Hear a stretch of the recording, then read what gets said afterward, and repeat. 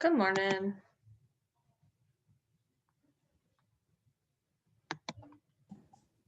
Hello. How's it going? Hey there. Can you hear me now? Yes, I can hear you. I'm like, which mute is on? Is it the computer? Is it through Zoom? Zoom mute, computer mute, volume just down. It's all of it. One of the million buttons it could possibly be. It's great. Yeah. Great. How are you guys doing? Good. How are you? Oh, not too bad. I see you're still in the rental. Yeah. It'll be a while. Do you? It's gonna be a while. It's gonna be a while. Sadly. Well, at least you know when you move back in, everything's gonna be like. It should feel very fresh with new electrical, new pipes, it should just be like, oh, everything's very new, very fresh, very ready to go. Yeah. It'll be good.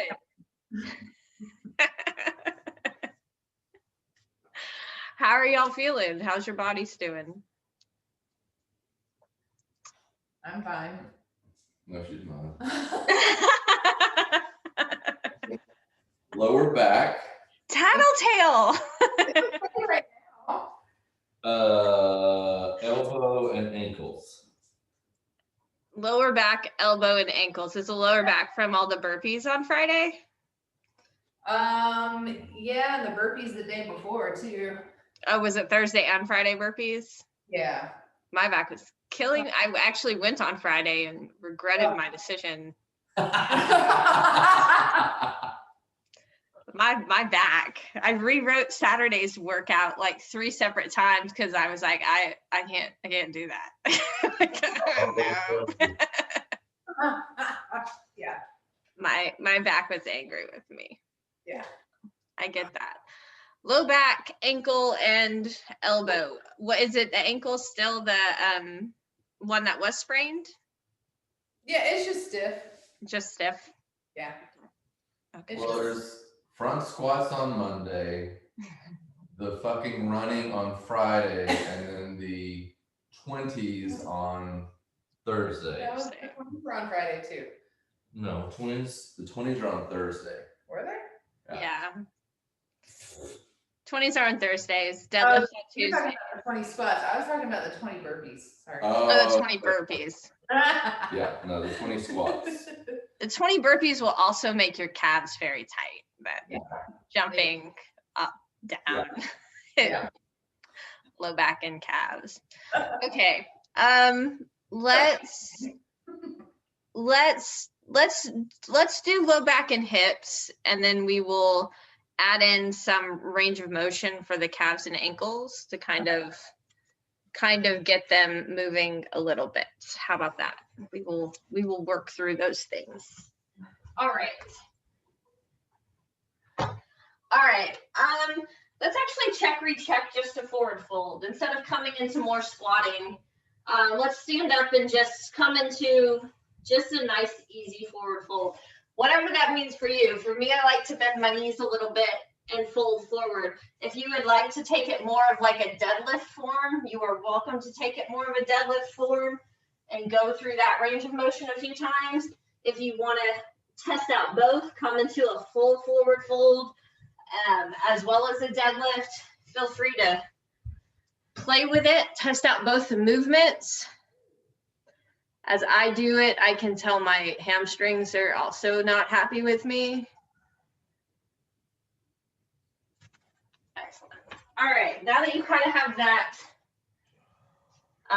thought, detote your balls so that you have them two separately. And we are going to start with the balls just beneath the rib cage. So if you palpate for where your rib cage is, follow the bottom part around to the spine, and then one ball on each side. So right where the thoracic spine ends and the low back begins, that's where the balls are going to go.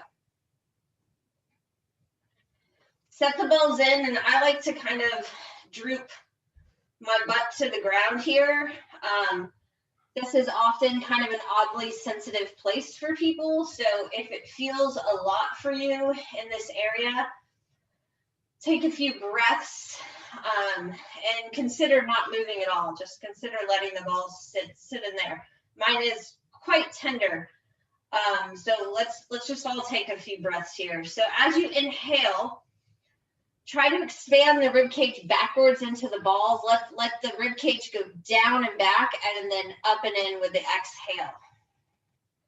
So feeling with each breath in that the rib cage presses back into the balls, and then as you exhale, that pressure kind of releases. So take a few more breaths that way, trying to expand back through the rib cage.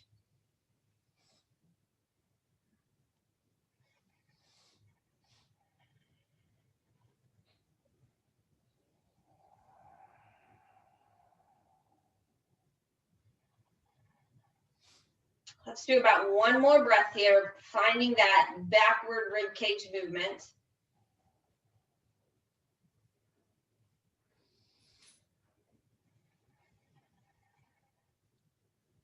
Nice. And then if you want to, if you're feeling up for it, we're going to switch our hips side to side. And that will drag the balls out and away from one another, kind of underlining the rib cage. Once the balls get too far away, just pick them up, put them back through center, let them start again.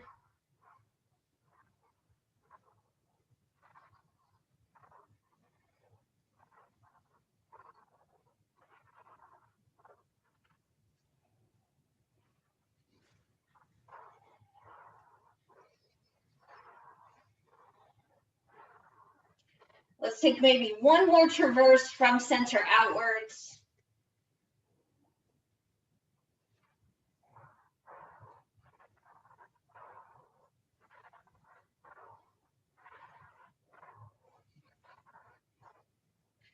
And then we'll move the balls down. So now we're going to take the balls down to that L5, S1. So if you feel for the top of the pelvis, following that top of the pelvis around to where it meets the spine, you're just on the opposite side of the low back. So we were on the upper back side of the low back. Now we're on the pelvis side of the low back.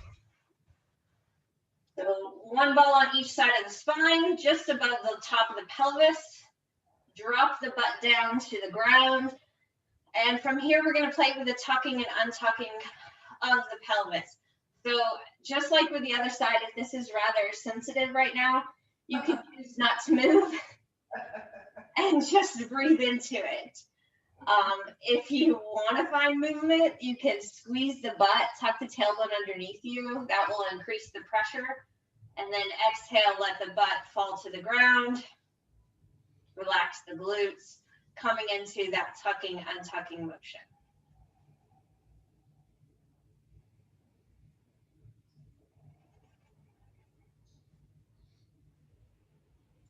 This is where all the feeling for me has been the past 2 days. Yeah. I rolled this out yesterday and I had to do it at the wall because it was too sensitive to lay down on the ground on it. I was like, what did you do, Kevin? Why? What did you do, Jen? Like, just do the burpees slower, Kevin. It's not a competition. Of course, I'm sitting there in class and I'm like, so I can't let so-and-so get ahead of me. That's not a thing. It's fine.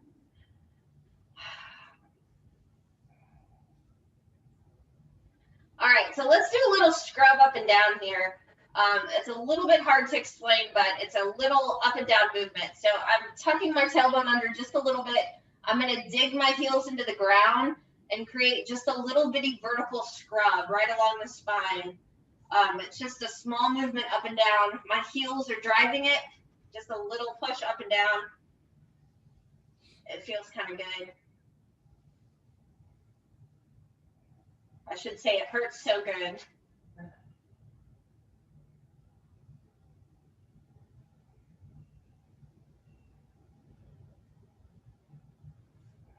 And then when you're ready, let that go, and we'll come back to that shifting of the hips side to side. So now we're outlining the upper edge of the pelvis as we drag the hips to the right and left. I'm doing this quite slowly as I go side to side because I'm trying to get those balls to sink in a little deeper. If it's too sensitive, you can lift your butt up off the ground and move a little faster, and that will let the balls be a bit more superficial, maybe not make it feel quite so bad.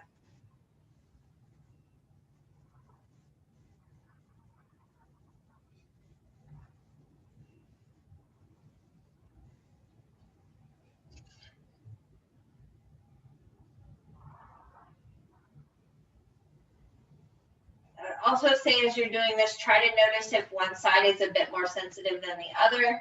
I can tell my right side is a bit more achy than my left.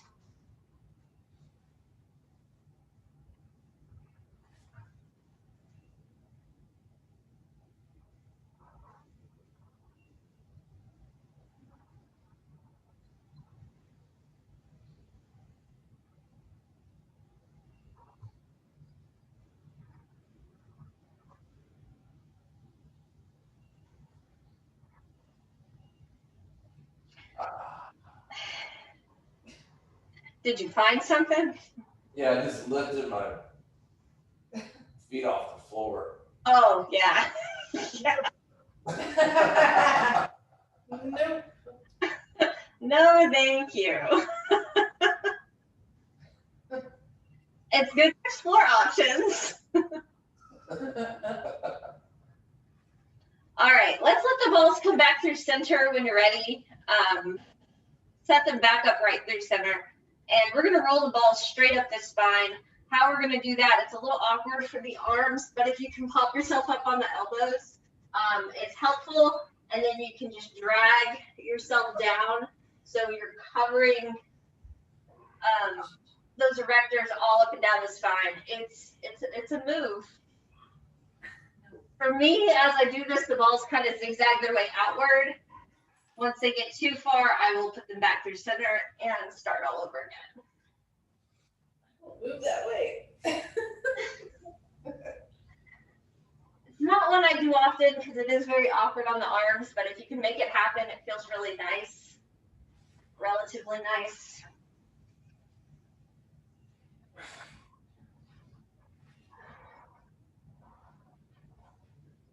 Are you British shoulders?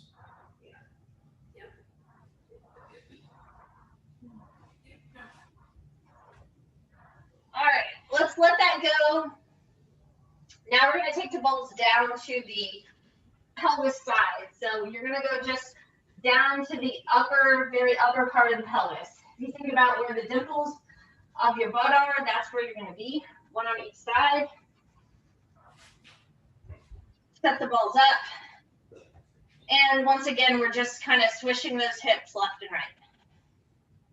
Move into the left, move into the right.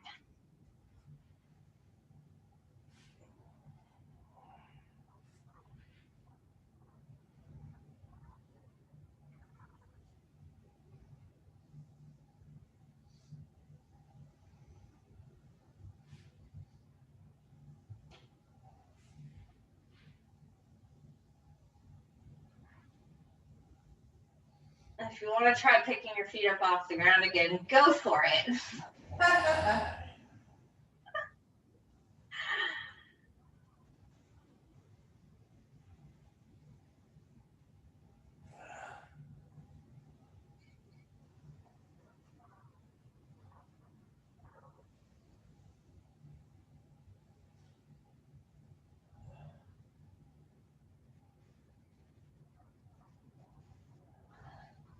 All right, let's take one more little shift left and right, right to left.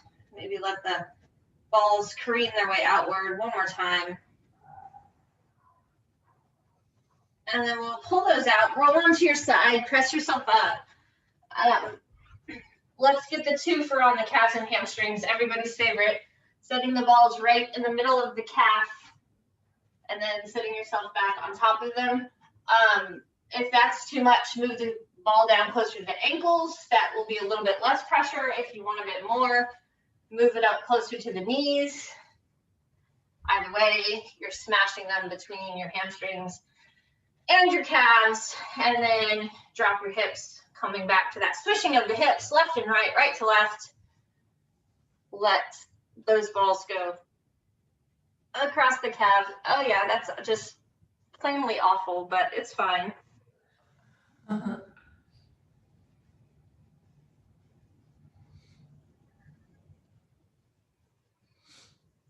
I do suggest moving the balls up and down the calves just a little bit. So taking them either higher or lower, depending upon where you had them. I know for me, often when I get closer to my foot, that's where, or closer to my ankle, that's where the my calf muscles get really, really angry. But it might be the opposite for you.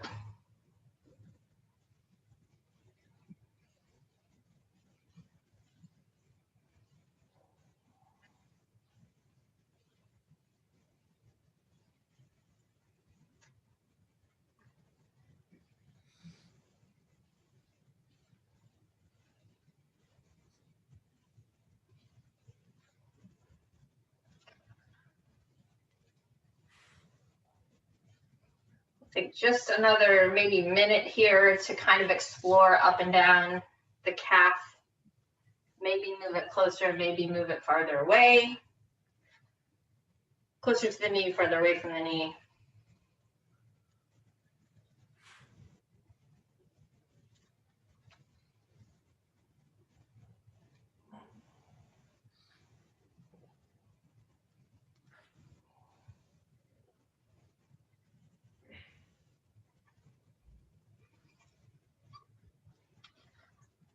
All right, let's try this lovely one more time. I know we've done this before, but I think it's been a while.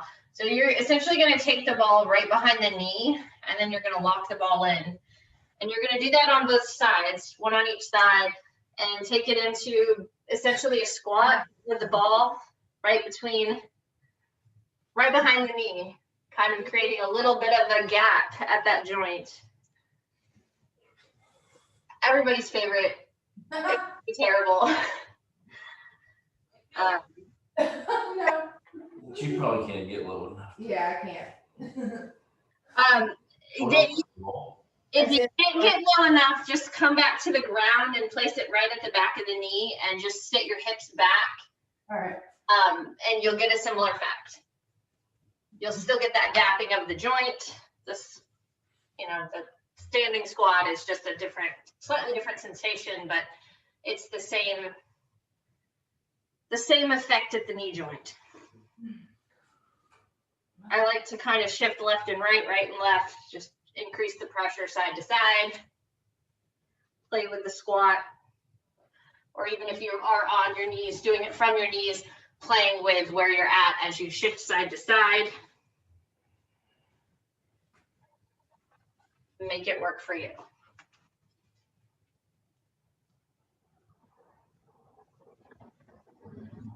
All right, and then let's let that go. Set the balls off to the side. Come back into your forward fold and your, forward fold. See how that feels. Maybe you deadlifted, kind of a deadlift movement. My hamstrings are not near as tight as they were. My forward fold has improved. Hopefully yours has as well. Yeah, it's quite a bit different. Yeah, for sure. Okay. I mean, we did just roll out the entire chain. I really hope it would be different, but. No, it's a lot different. Okay, fantastic. Awesome. Okay, let's keep with this trend. Do you have a strap or something of the sort with you? Or close by that you can use? We are gonna lay on the ground.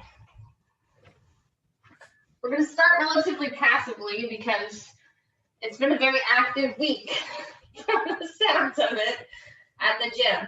So strap the leg up. I like to strap it up, drop my leg to the ground to neutralize my spine. So my low back, there's a little bit of space between my low back and the mat. I'm not overly arching and I'm not actively pushing down. There is a space there. And then I walk my leg up only to the point where I can keep that neutral spine. So mine doesn't quite go to 90. Mine's a little bit less. I am actively pulling my toes towards my shin. I suggest you do the same to get that stretch in the calf. And then what we're going to do is we're going to let the strap go, actively let this hip flexor take over, and then we're going to twist the foot to the right and to the left, creating that rotation at the hip. The strap is there if you need it, grab it at any time, but we're attempting to let the muscles do the work. It's not the helicopter. Like cramping. I think it's normal here. The strap is there if you need it, grab it. What it's there for. All right, and then actually do grab the strap, let that go. Take the strap into the right hand. I've got my right leg up, so I'm grabbing the strap with my right hand. If you're on your left side, grab it with your left hand. We're gonna open it out to the side. So that nice inner thigh stretch. We've done this before, but we're doing it at the beginning this time. Once you're here, let the strap go. Can you hold your leg in space without the strap? And the answer might be no, I need to use the strap a little bit today. In which case, grab the strap, but try to just use just as much extra help, just the absolute minimum amount of help that you need. And then same thing here, we're going to twist that foot towards the ground and twist the foot towards the ceiling, creating that rotation at the femur. Why is this so terrible? Can't hold my hat when I got to the side and laugh at the same time. It doesn't work. It's been easier in the past. All right, grab the strap, pull it through center, take it across the body, come into the feel good one where you just nice big twist. Let the twist feel amazing.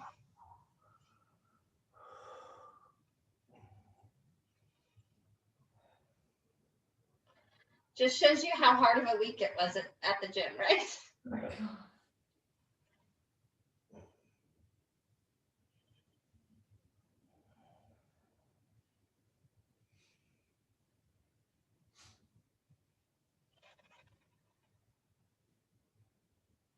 All right, we'll pull the leg back through center, take the left leg in, the right leg out, or vice versa.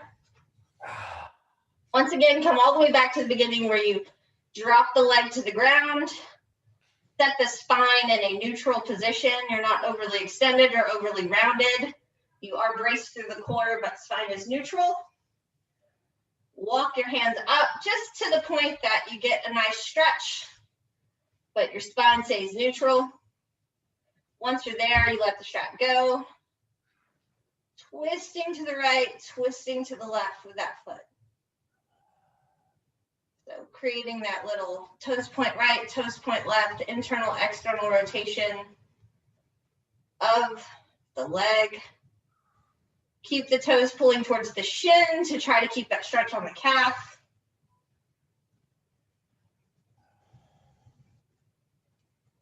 This side is not near as bad for me. It's like my right side is trying to do everything.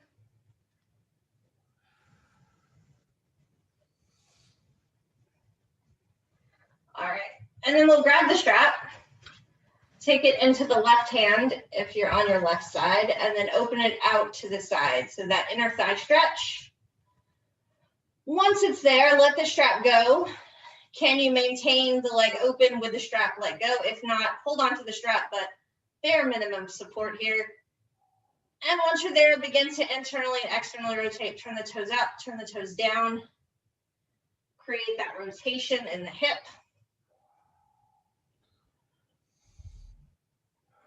Nice braced core.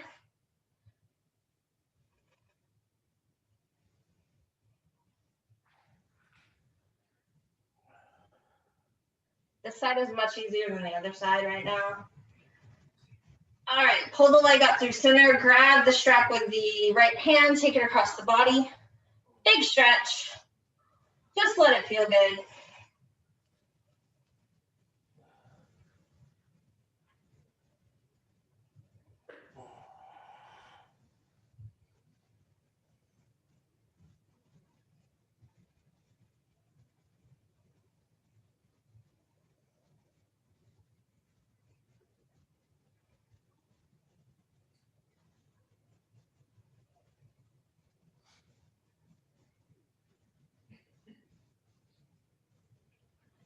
All right, and then we will bring that leg back through center, let it go.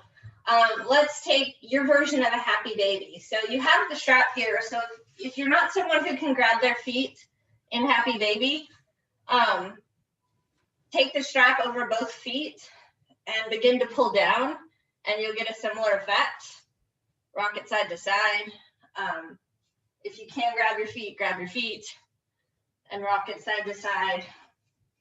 Should just feel good. I like to straighten through one leg, straighten through the other leg. Feels nice. Nothing super fancy, just let it work. With or without the strap.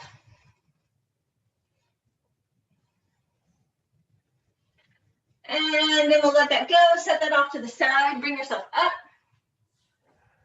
Let's come into a 90-90 shin box position. Set yourself up nice and tall. Maybe this is really awkward for you today because you're not feeling so great, and a block off to the side is a great place to be to kind of help yourself, or a hand off to the side. Just make sure it's not painful. Let's play with the legs here. So because I know you have more squats tomorrow, let's work with the back leg. And what we're going to do is attempt to lift the foot. So the goal being to keep the spine nice and tall. Just lift the foot up off the ground. You should feel a massive sensation on kind of this top upper hip area. It's trying to help you with that internal rotation of that back leg. Lift and lower, lift and lower.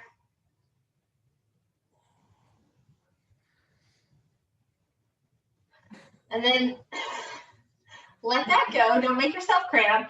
As long as it's not too cranky, you're going to grab your foot and actually actively kind of give yourself some help, bringing it into a little bit of a stretch. You can always set like a block behind there to bring it into the stretch, but it shouldn't be pulling on the knee, and you shouldn't be like collapsing into it.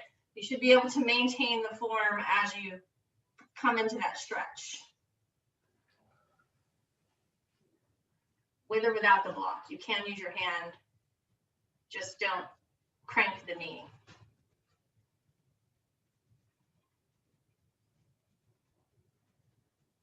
Breathe into the stretch, whether you're holding it or with a block beneath it.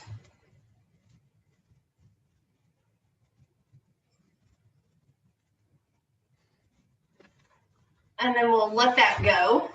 And let's try again, lifting and lowering the foot up off the ground. Don't be like me. Try to actually quietly set your foot on the ground. Don't just let it slingshot back down. I can hear it pounding on the ground. I'm like, oh, that's not good. All right, and then let's let that go. Take a few windshield wipers side to side, a little shin box switch, left and right.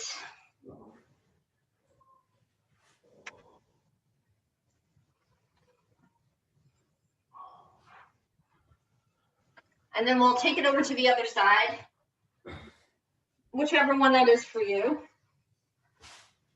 This is my not as cooperative side, so we're gonna see how this goes. Attempting once again to lift that back leg off the ground. Try to keep a nice neutral spine. You should feel kind of this upper hip really beginning to turn on. This side is much harder for me. I want to do all kinds of funky things through my spine. So try to keep the spine nice and upright, even as you're lifting.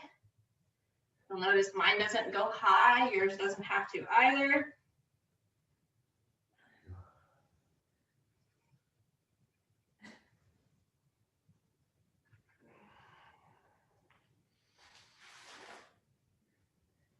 maybe one more. And then we'll take it into the stretch. So bring it into an active stretch. Once again, it shouldn't be tweaking the knee. Your foot is nice and active. You're only coming so high that you're getting a little internal rotation stretch. You can hold it with your hand or prop it up with a block, but there should be no pain at the knee. You shouldn't feel it at the knee. It should be coming from, the rotation should be coming from that upper leg bone.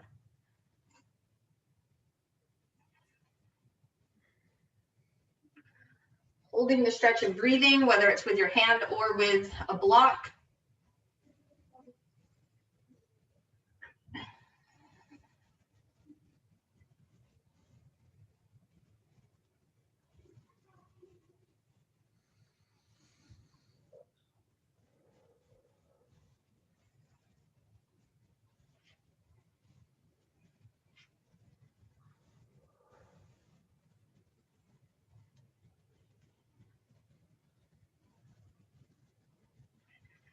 And then we'll let that stretch go and we'll try to lift again. Can you find a little more lift than before, perhaps?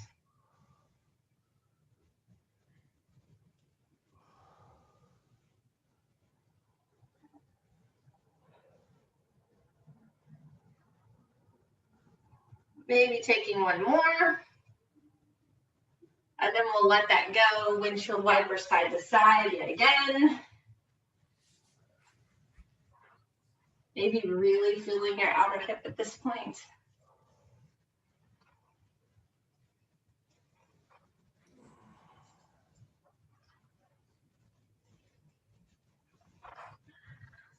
All right, let's set ourselves up so we're back on our first side in that shin box position or 90-90 position, whatever you want to call it.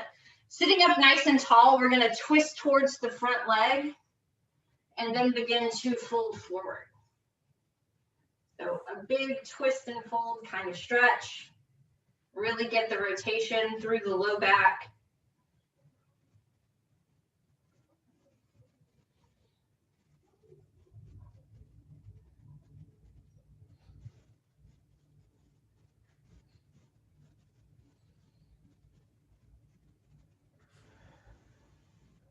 And then let's walk our hands forward towards the knee. So now we're folding over the knee.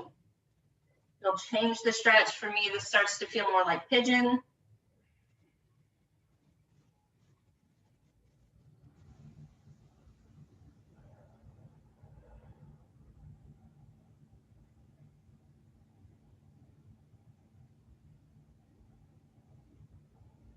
And then we'll take it over towards the shin.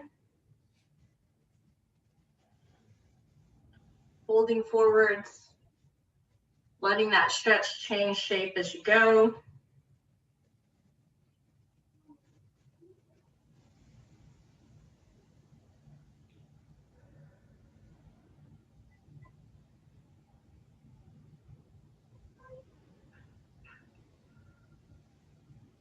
And then we'll sit up nice and tall and just keeping a nice upright spine, twist towards that back leg to the best of your ability. It might not be very far, but find that twist in the opposite direction. If this feels okay, you can kind of hinge forward just a little bit. For me, it's like maybe half an inch I can hinge forward.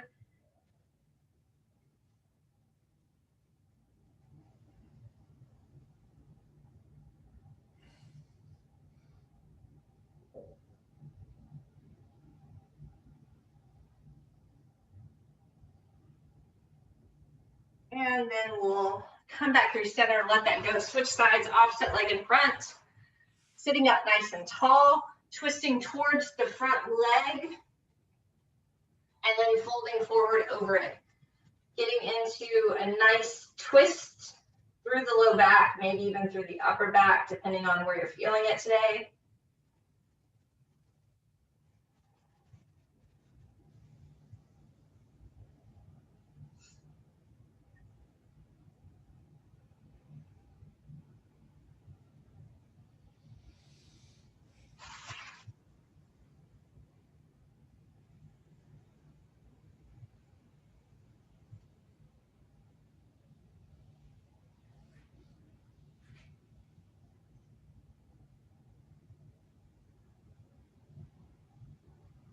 And then we'll walk the hands towards the knee.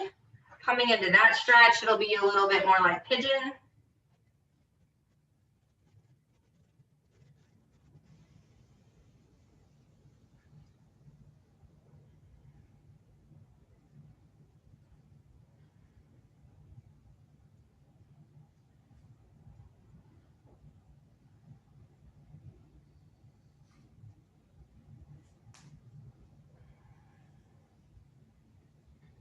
And then when you're ready, walking it towards the shin.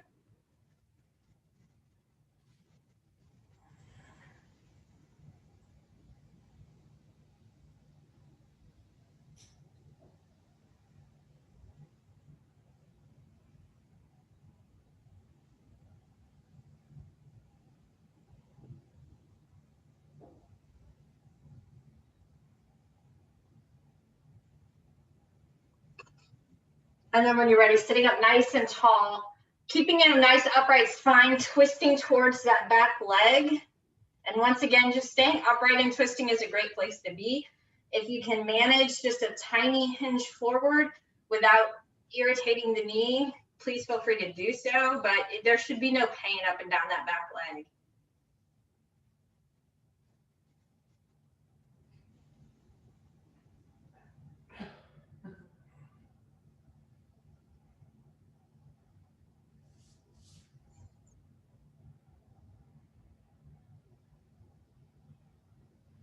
All right, let's twist out of that, come up to a stand.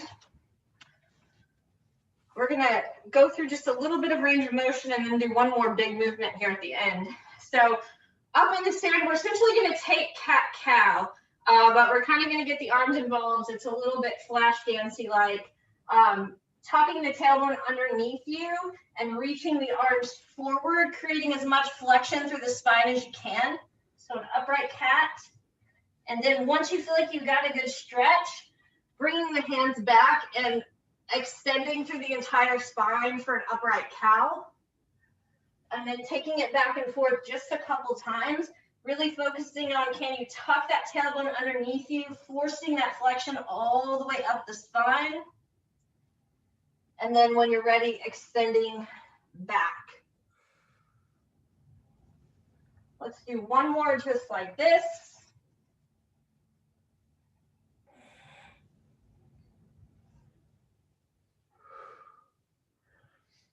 And then we're going to add a little bit of an angle in. So instead of going straight through center, take it off to the left a little bit, still tucking under, but reaching off to the side. Breathing into the cat portion. And then when you're ready, cacao is going to be the same way. You're going to reach back at that angle. Should create a little bit of a different pull. And then we'll take it to the opposite way, reaching off to the right side, tucking under, reaching away.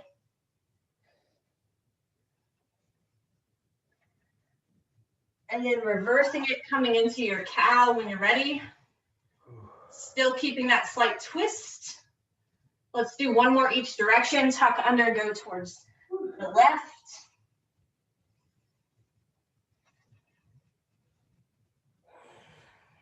When you're ready, take it into your cow, the extension portion, and then take it off to the right.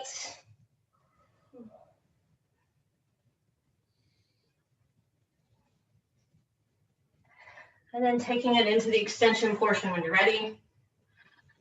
When you're all done, shake that off, let that go. Let's do one more for the pelvis. We're gonna do just, so trying to keep the spine still now, small bend in the knees. I like to take one to my front hip bowl and one to my sacrum and focusing on tucking and untucking that pelvis. It's not a huge movement, but you're trying to feel that pelvis moving separately from the spine. Can you tuck and untuck the pelvis? Having the hands there helps me. I can think about reaching down through my tailbone and then reaching down through my pubic bone, but creating that tuck and untuck to the best of your ability.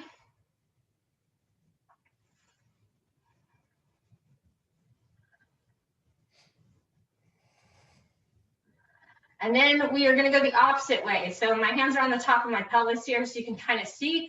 We're gonna attempt to lift left to right. My knees are still bent, but I'm creating a little bit of lift to the left, a little bit of lift to the right. So elevation and depression of the pelvis. And you'll begin to feel those low back muscles, hopefully getting a little bit of stretch. Are y'all able to find that okay, side to side? Yeah. Okay, so now we're gonna add in, can you tuck your tailbone underneath you and then find the lift and lower, even with your tailbone tucked? It's not gonna maybe be as big, it might be smaller, but tucking the tailbone under, finding that elevation and depression. Don't let your shoulders do the work. My upper traps are like, okay, we'll help. So watch for that. If you have that one down, or once you have that one down, untuck the pelvis, come into extension or that kind of cheerleader butt, sticking your butt out behind you, and then begin to lift and lower the pelvis with your. That one has the best stretch. That's harder. The difference is. To me, this one feels icky. To me, this one feels like a really good stretch. So just the differences from person to person. All right, and then we are going to try to take our pelvis in a circle. So it's a little hula dance. But once again, it's just your pelvis. You're going from extension, lift, tuck under, lift. Extension, lift, tuck under, lift. Creating a little circle with the pelvis. And, you know, if you've got the circle, maybe circle the other way. We did this in belly dance class. It's really good. Most people can't do it, especially in the United States. Our dancing doesn't involve much hip movement. You know, if you go to places where the hips are involved in the dancing, they can easily do it. People from the United States, it's not a thing. Not a thing. All right, let that go. Let's end on one big one to work on for your ankles and just kind of generally to make your squat a little better. It's a big movement, but essentially what you're going to do is come into this very low lunge squat, single leg squat. My heel is on the ground, and my goal is to press through that front foot, come all the way up to stand, and then take it all the way back down. If it's push for you, you can always stack up some blocks that are nice and stable, not unstable blocks, and come up on the toes, and that'll make it just a little bit easier. If you're, you know, just gives you a little bit of a higher lift. You don't have to quite work as hard. Or just work on it from the ground. But the goal being to get a nice stretch on that front calf and then press completely up and out of it. Yeah. As you get better at it, using the back leg less and less. Obviously, in the beginning, the back leg is highly necessary. Yeah. Yeah. Very. Very necessary in the beginning.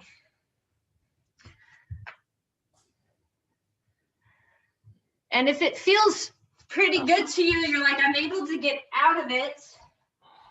The goal would be to attempt to also come back down without much use of the leg, of the back leg. So coming up without using the back leg and eventually going down without using that back leg. I can only do it on my right. My left forces me to use both legs, but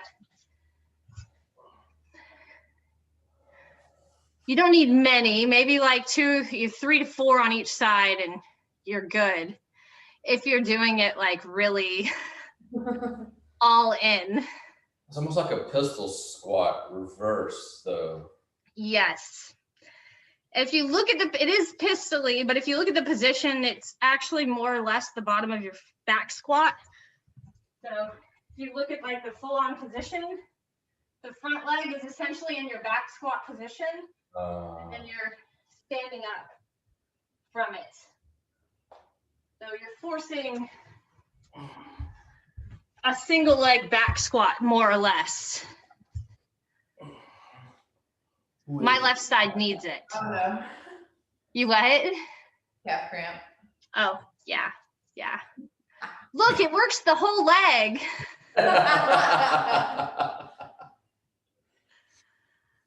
Did it go away? Yeah. Okay. So something to work on if you know, like I know for myself that my left calf and leg are a lot less mobile. And therefore when I get to the bottom of my squat, I shift off to the right just a little bit. So when I get heavy, that causes a big issue for me. So working on something like this on the, like if you know you have a side that causes problems, like I'm doing it only on my left side, and my calf is becoming more mobile. Like it's able to handle the weight, it's able to go deeper into the movement. So focusing that one on a particular side is a good way to go if you know you have a side. But if you're like, both sides are kind of cranky at the bottom of the squat, doing it on both sides is a really good idea. People who get really good at it add weight, like they'll add a kettlebell or barbell on their back. I'm not there yet. Not going to be doing that anytime soon. So. All right, that's all we got for today. Thanks for coming, guys. Thank you. Have a good week. We are not here next week because Jen's going out of town. So I'm going to be at the gym.